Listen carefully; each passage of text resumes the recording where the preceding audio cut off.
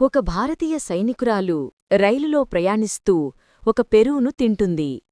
తిన్న తర్వాత మిగిలిన భాగాన్ని రైలు కిటికీ నుంచి ఎడారి ప్రాంతంలోకి వేస్తుంది. ఆ రాత్రి అకస్మాత్తుగా భారీ వర్షం పడుతుంది.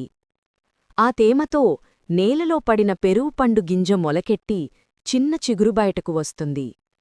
కొన్ని రోజుల తరువాత వేడెక్కిన ఎడారి ఎండ ఆ చిన్న మొక్కను ఎండబెట్టడం ప్రారంభిస్తుంది.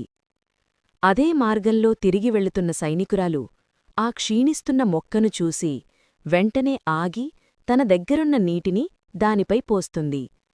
ఆమె ప్రేమతో శ్రద్ధతో నీరు పోసినందున ఆ మొక్క మళ్లీ బలపడుతుంది. కొన్ని నెలలు గడుస్తాయి. ఆ చిన్న మొక్క ఇప్పుడు పెద్దదీ అందమైన పెరువు చెట్టుగా పెరుగుతుంది.